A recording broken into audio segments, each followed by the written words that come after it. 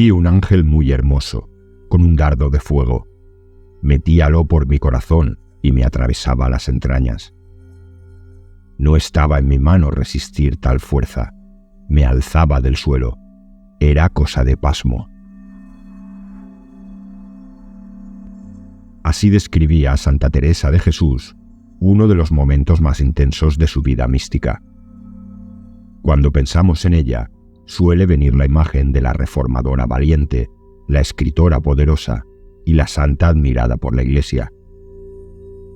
Pero tras los altares y los reconocimientos hay otra historia, la de una mujer que vivió un proceso místico marcado por el dolor extremo, arrobamientos físicos y crisis emocionales profundas. Es que siempre creo que las cosas van a ser de otra manera, más grandes, ¿sabe? Más heroicas. Sí, así. Teresa no nació iluminada. Su camino espiritual fue violento, un proceso de desgarro interior que transformó su cuerpo, su mente y su visión de la realidad. En este vídeo documental vamos a explorar esa vía del éxtasis abrasador, cómo el sufrimiento físico y psíquico se convirtió en el motor de su unión con lo divino. Veremos cómo su historia, llena de enfermedades, visiones, trances y rupturas internas, puede entenderse también desde otro ángulo, el de las llamadas emergencias espirituales, momentos en que la consciencia se expande tras atravesar el caos. Santa Teresa cruzó, como ella dijo, su propia noche del sentido y emergió no solo como santa, sino como una figura radical, poderosa y profundamente humana. Una historia que siglos después sigue impactando por su verdad y su intensidad. Comenzamos.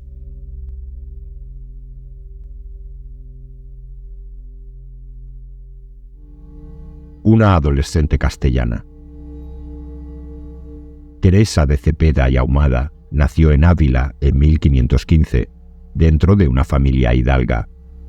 Sus padres, Alonso de Cepeda y Beatriz de Ahumada, le inculcaron una religiosidad temprana, aunque también convivía con lecturas de caballerías, llenas de aventuras idealizadas. Desde niña mostró un carácter intenso, fantasioso y fervoroso, rozando lo novelesco. A los 7 años intentó fugarse con su hermano a tierra de moros, buscando el martirio, deseosa de ver a Dios tras la muerte. Un hecho real, según la propia Teresa, que ya mostraba una personalidad apasionada, desbordada para su edad.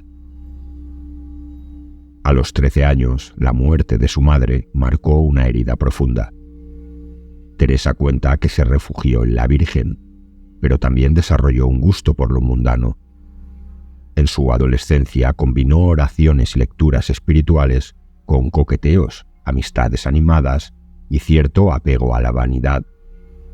Ella misma se sentía dividida, atraída por lo sagrado, pero sin renunciar del todo a los placeres sociales.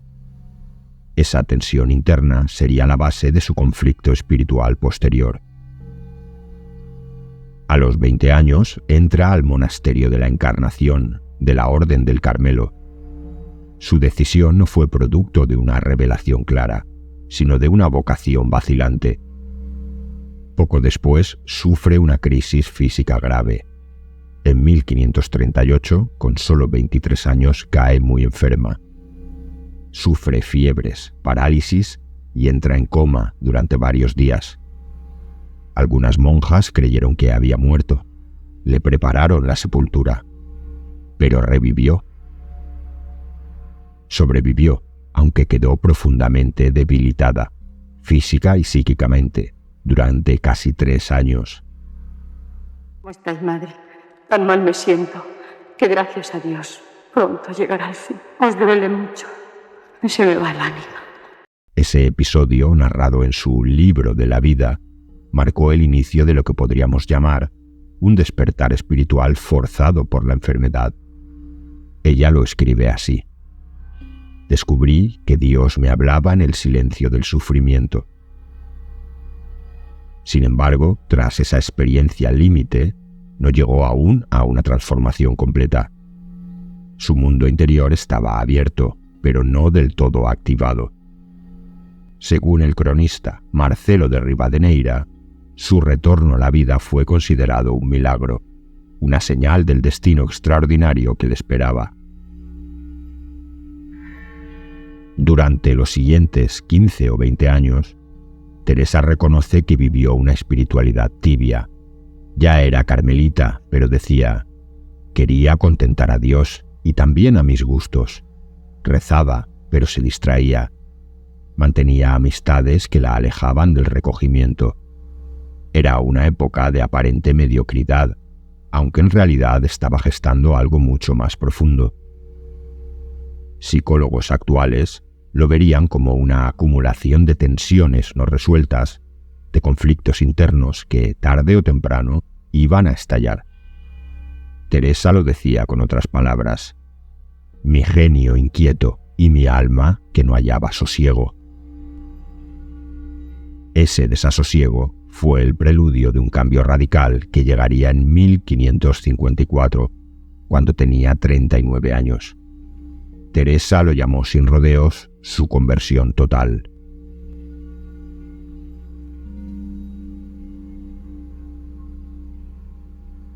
El estallido interior. En 1554, Teresa vivía un momento de insatisfacción y culpa. Sentía que su entrega a Dios no era total. Un día, al entrar en la capilla del convento, vio una imagen de Cristo profundamente herido. Ella misma lo llama un Cristo muy llagado. Al mirarlo, algo se quebró por dentro. Sintió un estremecimiento que la hundió en llanto. Fue, como dice en su libro de la vida, un impacto que la desconectó del mundo.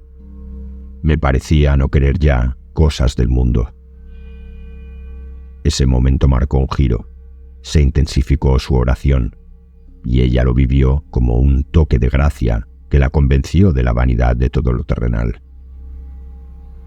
Pero también empezaron a aparecer fenómenos más intensos, recogimientos profundos, una oración interior que ella describe con inefable gusto, y al mismo tiempo arideces, angustia y tentaciones de desaliento. Teresa confiesa: el cuerpo no me dejaba en paz y el espíritu se desgarraba. Las palpitaciones, los desmayos y la fatiga eran constantes. Su confesor lo interpretaba como pruebas enviadas por Dios. Hoy, desde una perspectiva psicológica transpersonal, podríamos hablar de una crisis cumbre, una conmoción emotiva tan fuerte que rompe las defensas internas y obliga a reestructurarlo todo. Entre 1555 y 1559, Teresa empieza a tener experiencias que llama arrobamientos o arremetidas del espíritu. Una fuerza la sobrevenía sin aviso y quedaba fuera de sí, dice. El alma queda tan suspendida que me era imposible resistirme. Ocurría al orar o al escuchar ciertos pasajes. Todo el cuerpo reaccionaba: palpitaciones, falta de aire, temblores y finalmente una mezcla de gozo inmenso y dolor en el pecho. Ese dolor no era físico en el sentido común. Ella escribe: no corporal, mas el cuerpo participa. Un fuego interior que me quema el corazón. Y añade: casi me deshacía en gemidos. Pero esos gemidos no eran por sufrimiento, sino por lo que llama un dolor sabrosísimo, una fusión de contracción física con una dulzura espiritual que no podía explicar. Hoy, algunas tradiciones verían ahí un fenómeno parecido al llamado fuego Kundalini, pero Teresa lo nombraba de forma clara: toques de Dios. Lo que sí es seguro es que sus compañeras lo presenciaban. Algunas quedaban asombradas, otras realmente asustadas. Para muchas, aquello era más bien obra del diablo. Me lo ha dicho la demandadera de las Agustinas. ¿Y cómo lo sabe? Porque se lo ha oído la priora. La propia Teresa sentía vergüenza.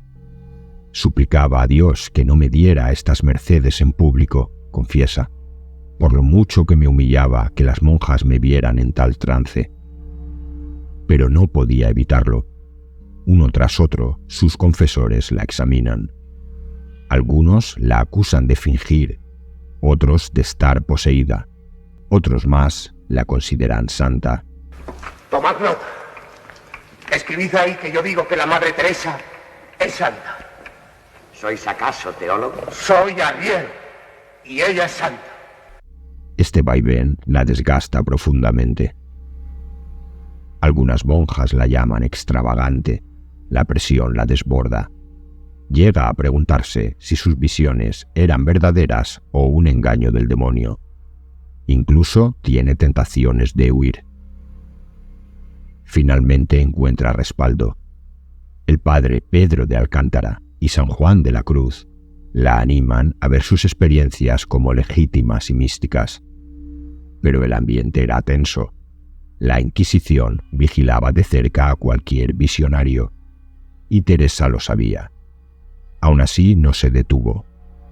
Escribió su autobiografía para dejar constancia de todo. En ella afirma con convicción: no hay demonio que pueda infundir un gozo tan limpio y una humildad tan honda. Pero su cuerpo seguía débil, dolores de cabeza, recaídas físicas y una pena interior difícil de explicar. Según un testimonio cercano, Teresa lloraba por no saber si estaba cayendo en el orgullo o si realmente estaba obrando según la voluntad divina.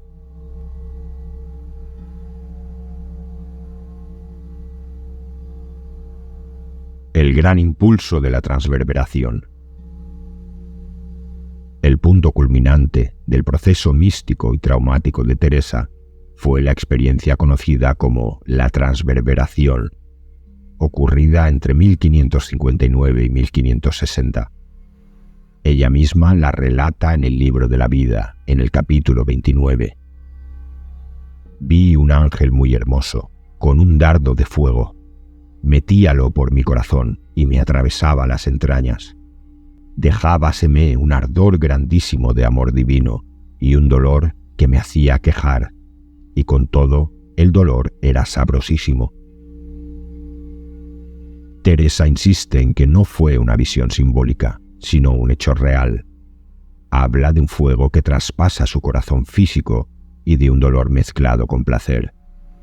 La experiencia tiene un tono intensamente corporal y espiritual a la vez, algo que ha desconcertado a teólogos, psicólogos y místicos desde entonces. Muchos han señalado el carácter sensual de este pasaje.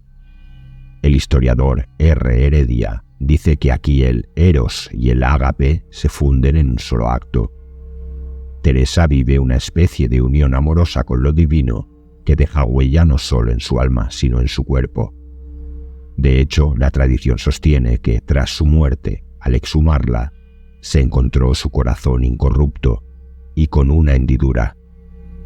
Aunque la veracidad de esa herida sigue en discusión, para la Iglesia fue una prueba de un fenómeno sobrenatural. A nivel personal, este flechazo se convierte en un antes y un después. Le da a Teresa una certeza total. Se siente amada por Dios en lo más profundo de su ser, pero también intensifica su sufrimiento físico. Dice que a veces sentía un ardor insoportable en el pecho. Aún así no deseaba que cesara. Lo llamaba la herida de amor que da vida. Desde una mirada actual, podríamos hablar de una vivencia psicosomática compleja, donde la tensión emocional se expresa como dolor físico, punzadas, taquicardia, sensaciones de calor intenso. Pero Teresa no lo interpreta como un trastorno, sino como un toque de Dios.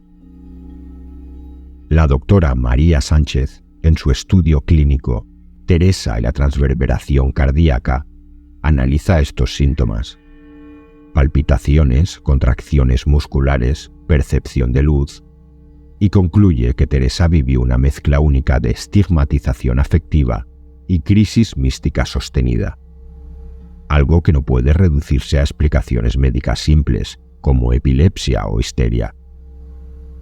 En lo concreto, la transverberación enciende un impulso decisivo en Teresa.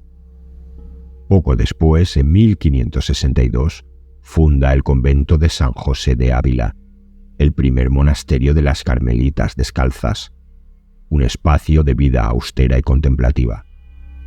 Ese fuego interior no la consume, la moviliza. Teresa se lanza a recorrer España fundando conventos, escribiendo obras espirituales y guiando a otras almas. En Camino de Perfección llama a esto su determinada determinación. Desde la psicología espiritual es un ejemplo claro, el dolor interior transformado en acción altruista. Lo que empezó como una experiencia límite se convierte en una fuerza expansiva. Ya no busca solo su salvación. Ahora su vida es una ofrenda. Su testimonio es una guía para otros. Y su mística, una semilla de renovación dentro de la Iglesia.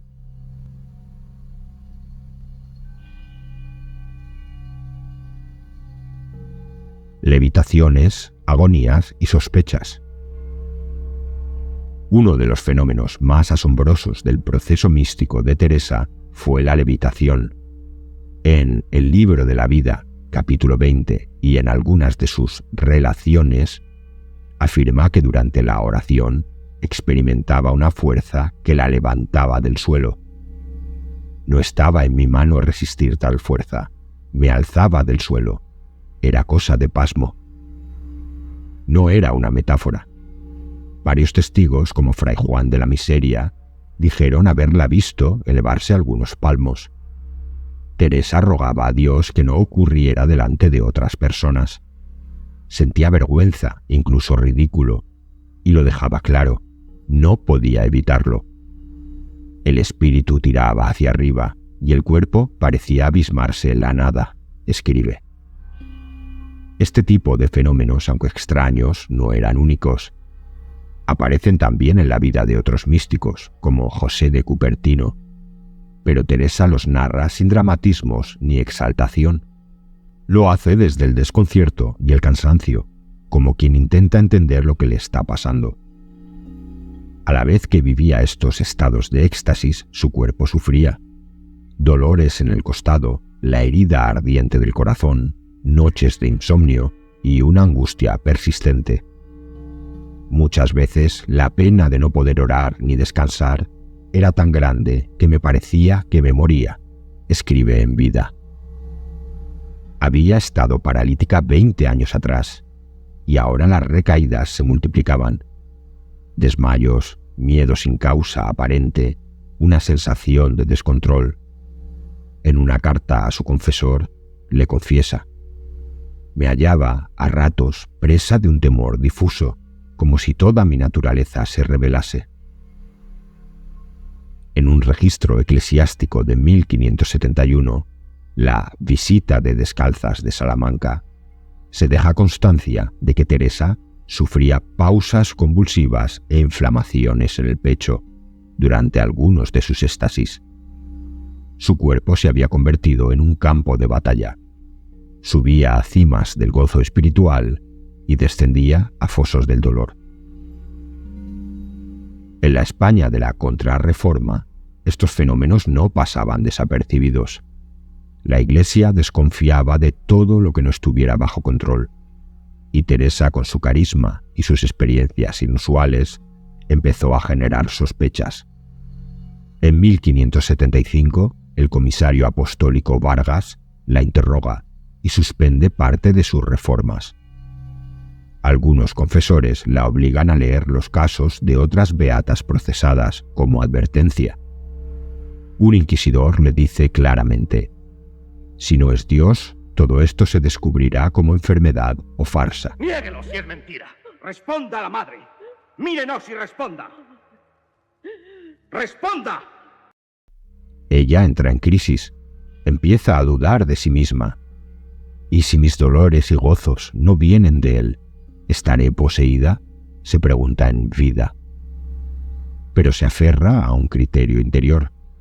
Cuando es el Señor, se conocen las señales: humildad, caridad y paz. Aún así, su reputación quedó herida. En los conventos algunas monjas la llaman loca o bruja. La acusación más grave llega en 1577. Es denunciada a la Inquisición. No fue condenada, pero vivió el proceso con angustia. Madre de Dios, la de la Carmelita. Se salió con la suya.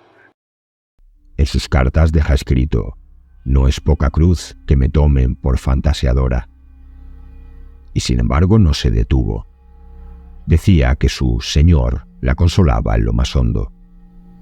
Este periodo, lleno de éxtasis y persecución, muestra con crudeza la tensión entre experiencia espiritual auténtica y la mirada controladora de su época. El cuerpo de Teresa, vulnerable y agitado, se convirtió en el escenario visible de una guerra interior, pero también en el testimonio viviente de una fe que no se dejó domesticar.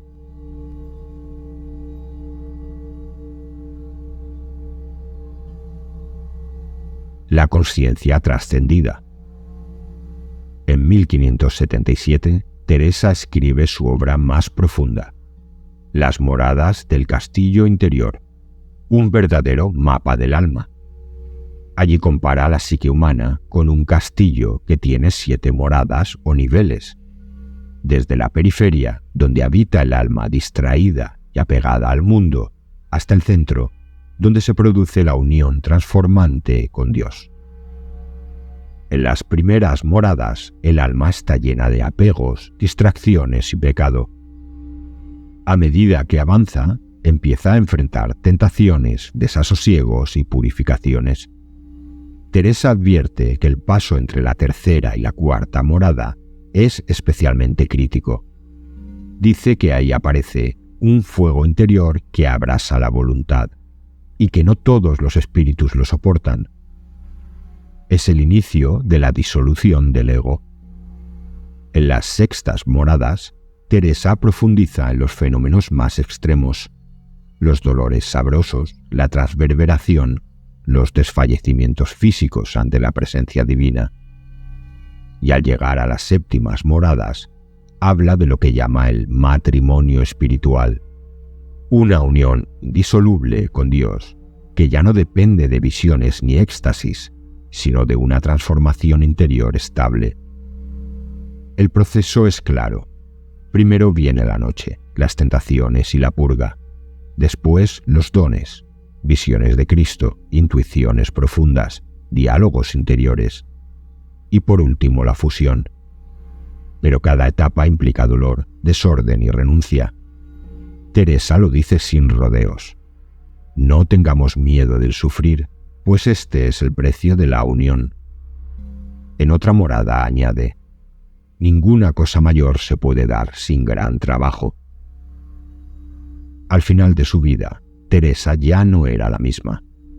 Había alcanzado un temple sereno, firme, con una fe jubilosa. En sus cartas, especialmente después de 1580, se percibe una mujer más tranquila. Los éxtasis violentos casi desaparecen, como si su cuerpo, después de tanto, finalmente se hubiera aclimatado a la intensidad de lo divino. Ella misma habla de una libertad interior absoluta. Escribe: «Ya nada me turba». Es el eco viviente de su frase más célebre: «Nada te turbe, nada te espante». Pero esa calma no fue un regalo. Fue el resultado de décadas de enfermedad, crisis y transformación interna. Teresa no alcanzó la iluminación de golpe. La unión con Dios, como ella la llama, fue un proceso lento, marcado por rupturas profundas y ajustes corporales intensos. Su ejemplo confirma que lo espiritual muchas veces se encarna a través de la lucha y del cuerpo. Teresa lo explica así: «Dios me daba tanto y mi miseria hacía resistencia. Era preciso que se rompa mi miseria con el dolor para agrandar mi capacidad de Él En el fondo, dice que su yo antiguo no podía contener la gracia, y por eso tuvo que quebrarse una y otra vez hasta que el alma se volviera lo bastante ancha para alojar lo divino. Visto desde hoy, su experiencia encarna un arquetipo universal, la iniciación a través de la herida. Sin herida no hay rendición, y sin rendición no hay espacio para lo trascendente. Ella lo vivió desde la fe, pero desde la psicología transpersonal es el mismo mecanismo. Cuando el yo se rompe, puede emerger lo que está más allá del yo.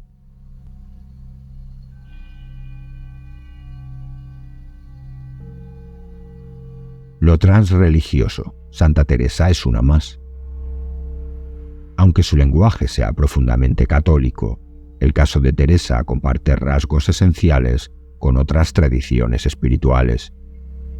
Caminos de transformación parecidas se encuentran en el Buda, tentado por Mara antes de su iluminación, en los sufíes como Rabia o Jalaj, consumidos por el fuego del amor divino, o en chamanes que tras enfermar gravemente emergen con poder de sanación. En todos ellos aparece una constante, la muerte simbólica del ego a través del dolor, y luego un renacimiento hacia algo más grande. Teresa encarna esa misma estructura. Es un testimonio más de la universalidad del dolor transformante. La psiquiatra M. Casey insiste: casos como el de Teresa no deben ser patologizados. Con acompañamiento adecuado puede conducir a una integración superior. Pero también advierte: no hay que romantizar. Teresa vivió un auténtico tormento y su historia requiere reconocer su valentía. Hoy muchos buscan unión con lo divino sin atravesar el abismo del dolor. Teresa sugiere que en algunos casos el sufrimiento profundo es la única vía posible hacia lo trascendente. Para quienes hoy atraviesan una crisis, su testimonio puede ser luz. Cuando alguien se pregunta: ¿estoy perdiendo la razón?, Teresa responde: a veces lo que parece locura es solo una puerta que se abre. Aunque siempre fiel a la ortodoxia católica, su legado trasciende otros credos. 4 enseñanzas centrales resuenan más allá de su contexto. 1. Aceptar el sufrimiento radicalmente sin huir de él. 2. Incluir el cuerpo en la experiencia espiritual, no negarlo. 3.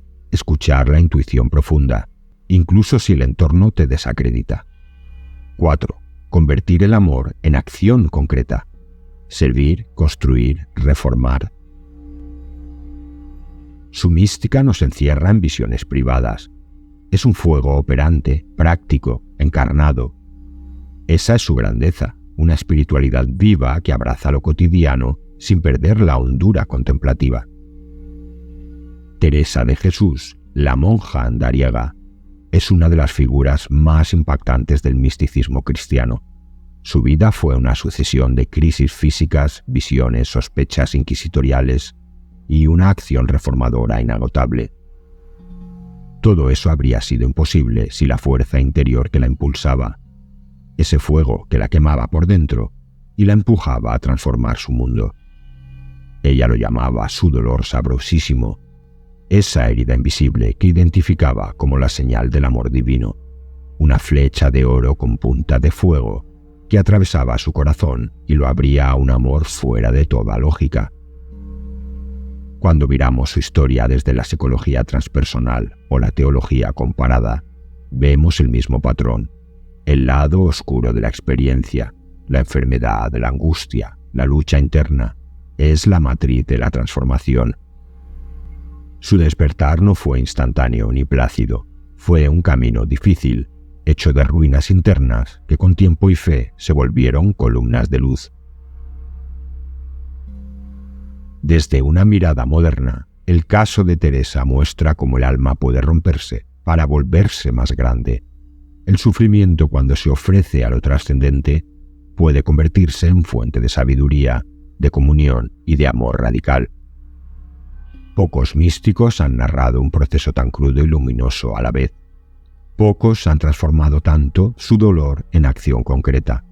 Teresa no se quedó en el éxtasis, reformó una orden y reformó una época. Quedémonos con esta cita de Santa Teresa: nada te turbe, nada te espante. Si esta historia te tocó, te dejo aquí un par de vídeos más de casos de iluminación o despertar que seguro que te impactarán. Suscríbete si te apetece y gracias por ver Saber y Sentido.